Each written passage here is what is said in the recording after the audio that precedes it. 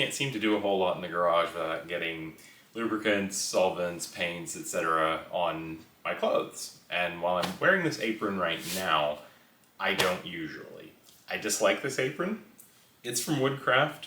This is not a product review video. I'm going to be making a new apron, and I'm going to be learning some of the lessons from this one. First of all, this is made of a material that is actually quite stiff. And it's got somewhat of a rubberized coating on the back of it. And because of that, it doesn't breathe. I've had this on for maybe 5 minutes, and I can already start to feel the sweat and moisture accumulate between this apron and my body. And if I'm out here for any amount of time with it on, I notice it. The pockets on it are nice, but I genuinely don't actually find that I use the pockets a lot. Things get lost in the bottoms of them, and they tend to stay open a lot. And when I'm working on the lathe, they end up catching all sorts of debris. The only pockets I've ever really used on this vest are the ones up here for pencils, marking instruments, and maybe a calculator. So I do want to replicate those pockets, but I'm pretty sure I'm going to leave these pockets completely off. I actually like the fit of this. The straps and neckband land in good places for me. The dimensions are overall good. I think the first step is tracing out and mimicking the shape of the main panel. I'm going to use this heavy-duty canvas drop cloth. I bought it a while back because I meant to make some reusable shopping bags out of it, and I haven't gotten around to that project, so we're gonna use up some of this for a new apron and see how it goes. Let's go. I don't normally do pattern layout and marking and cutting on my assembly table in the garage, but it's a nice flat surface and we're already here. So I also don't normally use a Sharpie, but I'm gonna use bias tape, or I'm gonna make some bias tape from this canvas as well, to mimic this outer banding. So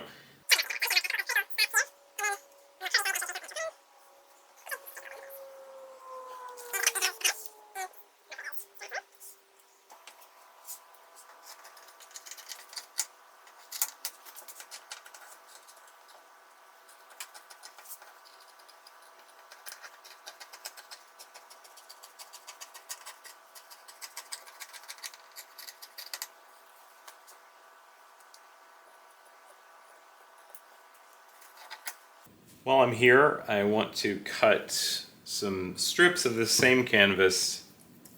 It's not going to be on the bias, so forgive me if I refer to it as bias tape, but I want to mimic this bound edge here, and for that I'll need fold 1, 2, 3, 4 times, and this is about 3/8 of an inch. So 3/8 times 4 is 12/8, which is 1.5 inches. I'm gonna do this with a rotary cutter.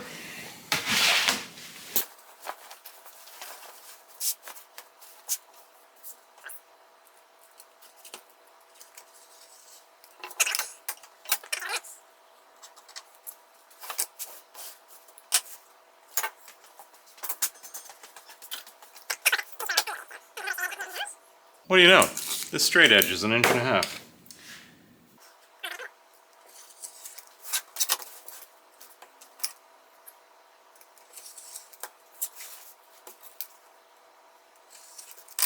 I need to lay out the pocket in the chest area. It's about 7 3/4 by 5 inches. And I don't really have a problem with the way that it's stitched together to create the pockets. So in order to cut the correct size piece, just need to add some allowances. So 7 3/4 by 5. If I need to do, I think I'm going to do 3/8 inch sort of folded hem on this.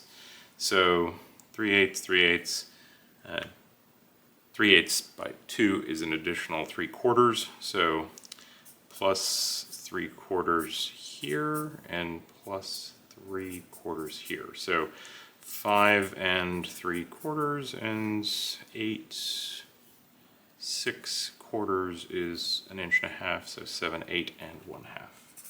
8 1/2.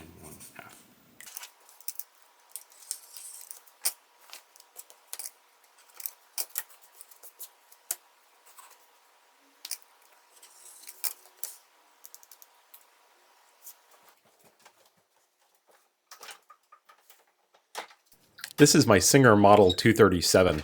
I purchased it off Marketplace years ago. I cleaned out all the old grease and the oil, and I completely re-lubricated it. It runs great. My understanding is that aside from the nylon bobbin holder door, this is the last Singer model produced without nylon gears or other nylon parts. The cabinet is in great shape, and it even features a knee throttle, but I'm much more comfortable with the pedal on the floor. Another great piece of sewing kit that I have is this vintage collapsing sewing table. It even has a ruler printed on one side of it. This is just proof that folding tables aren't anything new.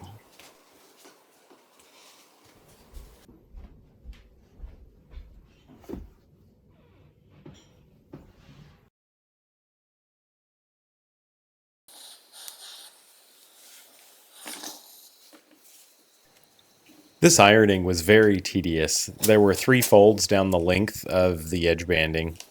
I know that it saved me so much frustration though by having this edge banding already folded and easier to wrap around the apron edges as I sewed it. This Dropcloth material is very thick and is taking a lot of heat and steam to coerce into shape. With that ironing done and out of the way, we have this edge banding, which I will sew around the perimeter of the body panel. I intend to do a test swatch just to see what it's like sewing through 5 layers of this material. I'll definitely be finding a sharp new needle. Before we do that, I want to talk about some of the notions. I have some things in my inventory in the craft supplies of various webbing.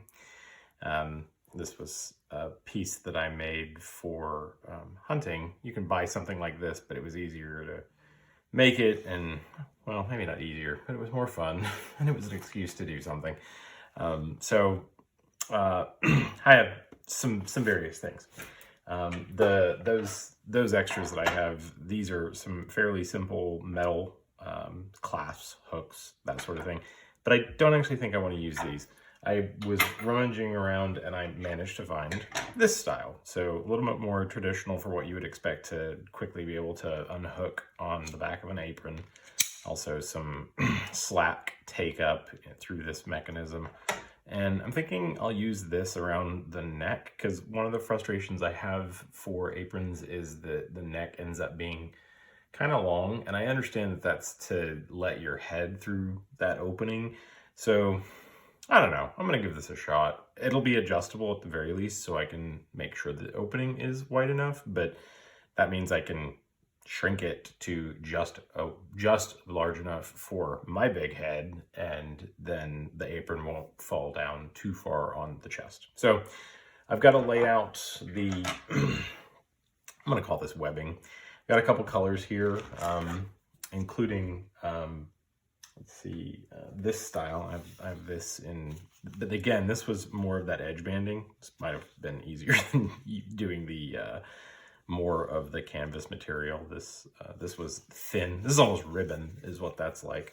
But this is much more what you would encounter for the to go through this style of hardware. I like black. I think black against that beige color will be, I don't know, fun, poppy. We'll see. And match the gear. So I'm gonna use this. So I think before I get into all that, I gotta lay it out, figure out some measurements. I'll probably go back to the commercial version, see what those measurements were like, and go from there. While we're on the topic of the notions and such, this is the thread I'll be using. This is a Gutermann 40 polyester. It's in that sort of, again, it's leftovers from this project. I think that I don't even know if that color will show up very well. It's very much a green, and it will probably clash between the beige and the black, but it'll be all right. It's not a fashion show.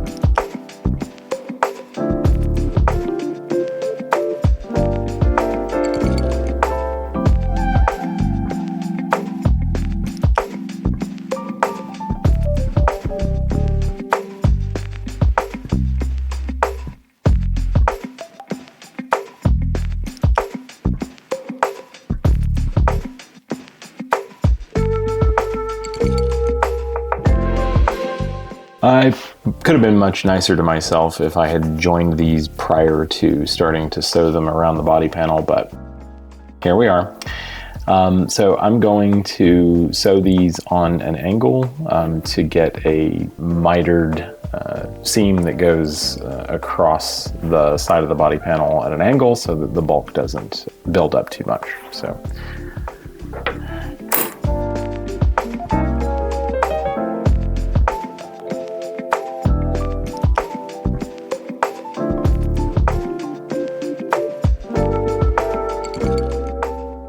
Spread that apart as much as possible and attempt to hide all of this back inside this edge banding.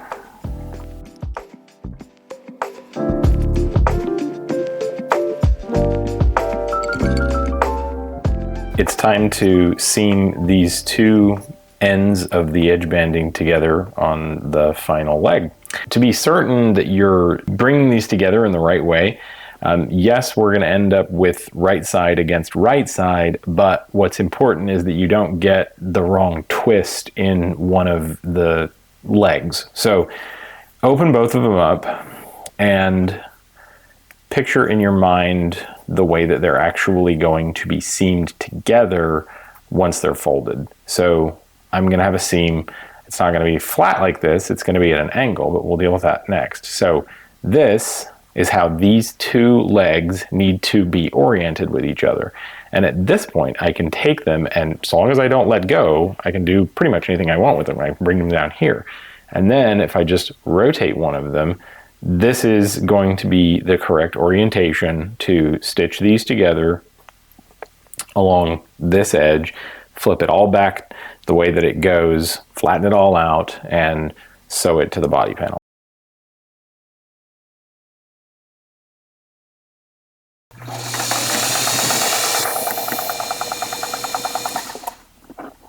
So if we flip that back under, we see we're at a pretty good length across there, and it went back the way that it should. Everything twisted right back the way that it should be. So we can trim off a decent seam allowance here.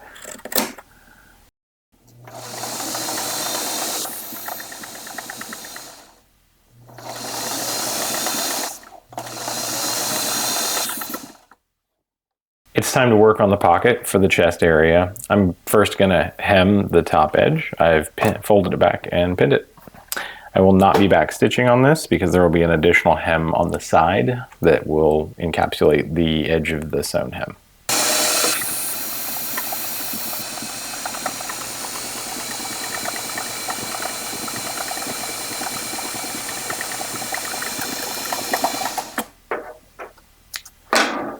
I managed to miss the edge of the hem right here, so I'm going to offset my needle position one to the right and just redo this, and this will just be a double sewn hem.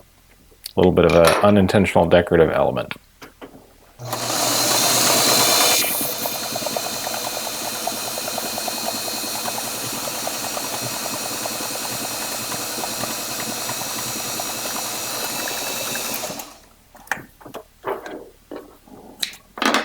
Why couldn't my first stitch line be that straight?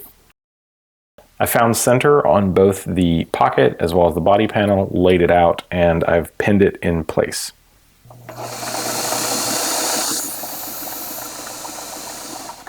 In order to turn this corner without inadvertently moving where my needle is, I'm making sure to stop while the needle is in the down position and is holding the fabric in place. With that, I can lift the presser foot, rearrange my fabric for the next angle, and then continue sewing.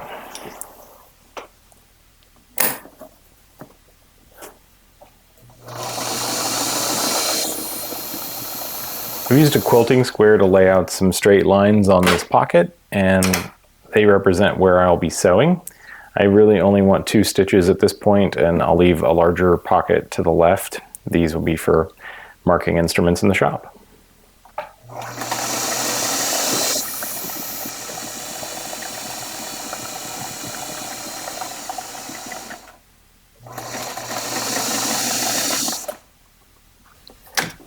To start with the webbing, I'm gonna make 2 small assemblies that hold the receiver for the latch in place. So I'll sew that onto the end, and then I'll have this to sew onto the body panel. And I'll also keep this receiver from traveling too far up if I just use one big loop, so I don't want to do that. And then at the top on the neck opening, I have this piece that has this opening on it on the side, just in case I want to completely remove it. So that'll slide into a loop like that. So I'm going to make a small loop assembly that will get fastened to the right-hand side of the neck opening and receive that hook.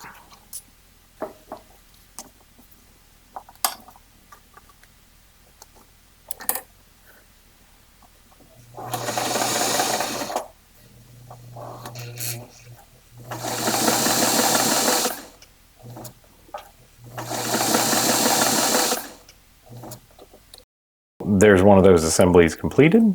This is the one that receives the clip, and it will live on my left side of the body panel. I'm really not having a great time sewing up this webbing. I don't remember this being this much of a problem when I was working on that hunting gear. I'm sure it's a tension issue. This isn't going to be saving anybody's life, so I'm not terribly concerned about doing full cross stitching and, you know, really making sure this is totally secure webbing. This is secure. It's going to hold this apron on my neck. I'm going to move on. So the nice part about the other side of both of these straps is that I can just cut them long, sew them on, and then test fit them through whatever the tension fitting is on the other side and trim them to length.